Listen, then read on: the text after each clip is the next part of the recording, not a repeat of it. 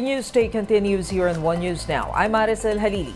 The Philippines is inching closer to its target number of foreign tourist arrivals this year. The Tourism Department said the country welcomed some 4.76 million foreign tourists from January to November 23. This is just a few notch away from the 4.8 million foreign arrivals being targeted by the Tourism Department this year. With this, DOT Secretary Cristina Frasco is optimistic that Philippine tourism would be back to pre-pandemic levels sooner than expected. The agency previously said that South Korea, US, Japan, China, and Australia were among the top source of tourists for the Philippines. At least 5 civilians in Kiev were injured after Russia's most intense drone strike in Ukraine since last year. The details in this report by the Associated Press.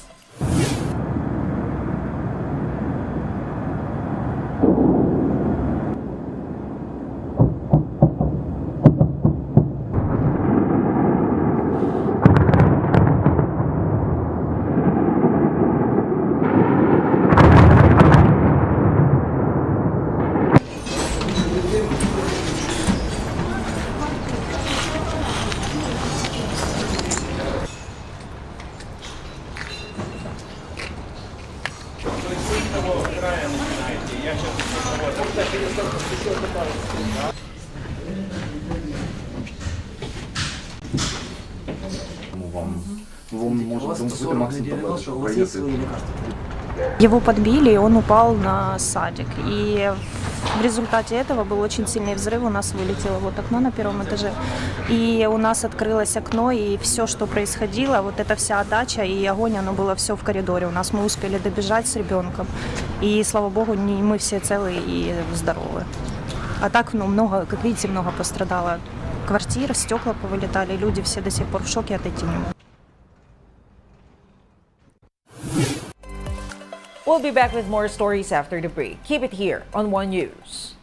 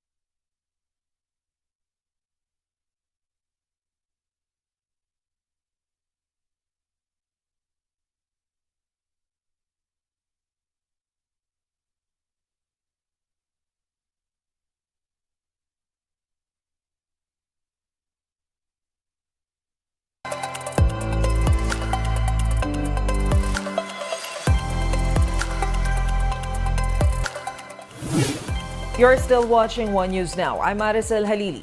President Bongbong Marcos confirms that the Philippines resuming membership with the International Criminal Court is, quote, under study. Marcos said the government is still exploring its options on whether or not to rejoin the ICC. The Philippines officially withdrew from the global body in March of 2019. Despite an openness to review relations with the ICC, Marcos is still questioning the court's jurisdiction over the drug war probe. There is also a question, should we return under the fold of the ICC? So that's again under study. So we'll just keep looking at it and see what our options are. Simple lang para sa akin, simple lang naman yung issue yan eh. Hindi naman siguro tama na ang mga tigalabas, mga dayuhan, ang magsasabi sa atin kung sino iimbestigahan ng pulis natin, sinong aarestuhin ng pulis natin, sinong ikukulong ng pulis natin. Hindi naman siguro tama 'yon. Dapat Pilipino lang ang gumagawa niyan. For his part, Justice Secretary Boying Remulla will meet with Executive Secretary Lucas Bersamin to find out the palace's official position on the matter. The ICC is investigating crimes committed during the anti-drug campaign of former President Rodrigo Duterte. Resolutions have been filed at the House of Representatives, urging the Marcos administration to cooperate with the investigation. Ang resolution sa House kasi tells us to work with the ICC. Pero ang first question is, why will we work with the ICC now that we are no longer members of the ICC? Diba? Are we going to be members again of the ICC first for this thing to happen? I-clarify lang. Kasi kung may balak ba tayong maging miyembro muli ng ICC dahil sa sinasabi ng Kongreso, I want to know how it affects the whole universe of the ICC and the Philippine government as it is right now. Let's now take a quick look at other stories we're watching. The local government of Eastern Samar warns of a possible rice shortage after non-stop rains and flooding damaged crops in the province. They are now worried of further inclement weather affecting rice planting and production by year-end. Eastern Samar is currently in a state of calamity after the massive flooding this week. Authorities rescued 13 Filipinas in an alleged prostitution den servicing Chinese pogo workers in Pasay City. 4 Chinese nationals and 2 other Filipino suspects were arrested. And in collegiate sports, the UP Fighting Maroons will face off with the De La Salle Green Archers in the UAAP Season 86 Men's Basketball Finals. This will be their first championship showdown since La Salle entered the league in 1986. And those are the top stories of the hour. Join us later at 10:45 a.m. as we continue to monitor today's biggest stories. I'm Maricel Halili. We are One News.